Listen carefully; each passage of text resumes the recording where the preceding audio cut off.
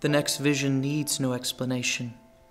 Jesus said with what was fast becoming my favorite smile of his.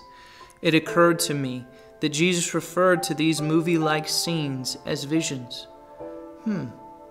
I wondered if this is something like what John experienced as he recounts what God supernaturally revealed to him from the book of Revelation. Before I could get too deep into this question, the next vision began. Right away, I saw my life as I remembered it, as it really happened. It began with a phone call. You know the one that didn't go so well. Strangely, I didn't feel nearly as angry as I expected to. In fact, I was surprisingly relieved to see life as I had come to know it. But I was guessing he started here because this is where the road forked between the would-be and what really was. This movie went much faster than the last. This time I saw all that was in my memory. First, I saw the beginning years of ministry. Many times I've thought back on those days and laughed at how I thought I knew what I was doing when I was just a fool who was trying really hard.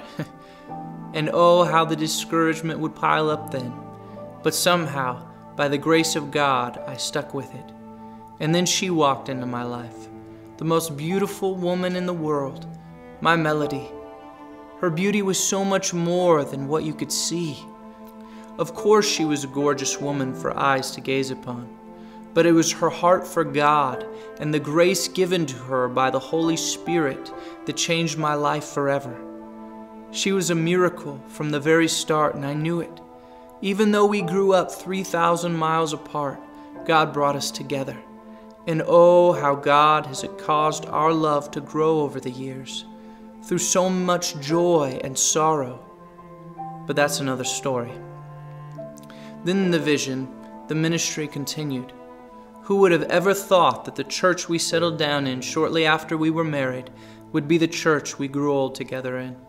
God gave me a much greater resolve in ministry with an incredible wife by my side.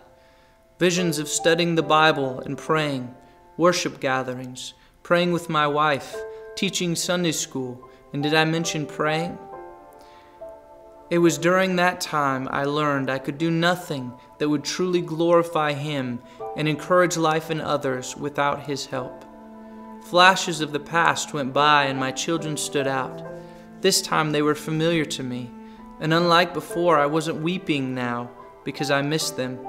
I was weeping because they amazed me. As the years flashed on, my life seemed routine in many ways. Prayer, Bible study, family worship, meeting with people, worship services, discipleship meetings, biblical counseling, mission trips, etc. This is what my life consisted of. Much of this repeated every week. The summers were always busiest, while life seemed to move slower in the winters. Sounds kind of boring, right? As the second 4D movie ended, I thought back about it, and I understood a little more about why my anger festered over the years. I think subconsciously the dreamer side of me saw how much more exciting it would have been to live the ever-changing life of a rock star. But now I wasn't so sure that was the dream life I was searching for.